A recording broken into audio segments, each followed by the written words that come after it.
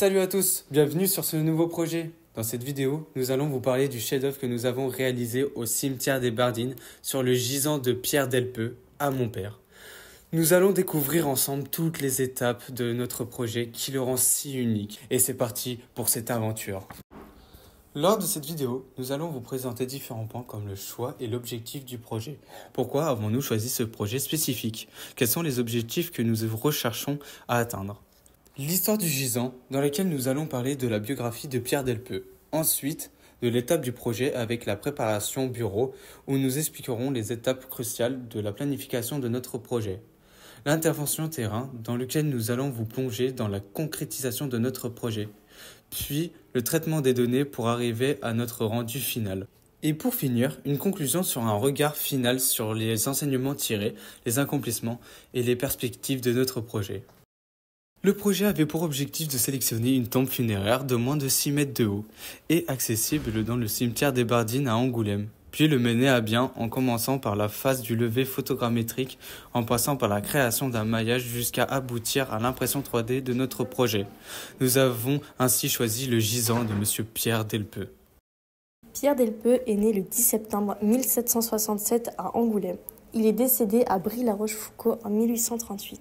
L'empreinte de Pierre Delpeux dans l'histoire réside principalement dans son rôle en tant que chevalier de la Légion d'honneur, inspecteur général du service de santé et des hôpitaux de Saint-Domingue. Ses positions soulignent son engagement et sa contribution significative dans ces domaines, mais aussi dans son application en tant que propriétaire d'une cafétéria et d'immeubles qui indique une participation active dans les activités économiques de Saint-Domingue. Ce monument, œuvre de reconnaissance et de piété filiale, gisant représentant le père et la fille, est dédié à la mémoire de Pierre Delpeux. Le monument érigé sur sa tombe en 1893 par l'artiste Raoul Verlet témoigne de la reconnaissance et du respect envers sa mémoire. Chaque groupe est constitué de 4 personnes. La nôtre est composée de Audrey, Rémi, Ethan et Amy. Nous avons par la suite réparti chacune des tâches aux personnes au sein de notre groupe afin d'avoir une meilleure organisation du travail à effectuer. Nous avons réalisé une liste du matériel nécessaire pour le levé topo, ainsi que la photogrammétrie et une liste des logiciels à utiliser pour la suite du projet. Cela nous a permis de mieux nous organiser et rien oublier pour la suite du travail. Nous avons réalisé un repérage du gisant au cimetière pour déterminer par où rentrer et où on se situe par rapport aux autres groupes.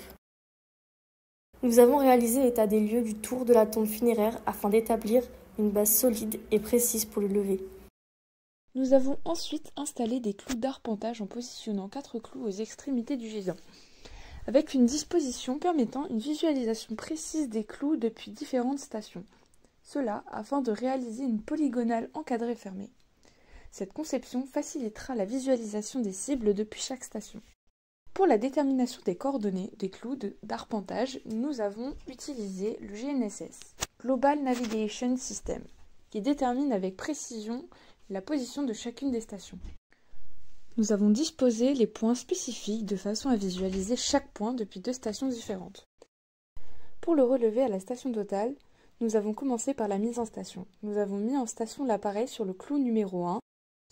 Depuis cette station, nous avons mesuré le clou précédent, numéro 4, et le clou suivant, numéro 2, en positionnant le prisme sur chacun. Nous avons ensuite réalisé ce procédé pour chacune des stations afin de réaliser une polygonale encadrée fermée. Pour chaque station réalisée, nous avons mesuré les points spécifiques visibles depuis chacune des stations. Pour le relevé photogrammétrique, nous avons utilisé un appareil photo avec lequel nous avons pris plusieurs photos du gisant avec un recouvrement de 2/3 sur la photo précédente. Nous avons réalisé la polygonale encadrée fermée à l'aide du logiciel AutoCAD EcoVadis. Pour cette réalisation, nous avons commencé par insérer la géobase. Nous avons par la suite nettoyé et calculé le cheminement polygonal ainsi que les points rayonnés.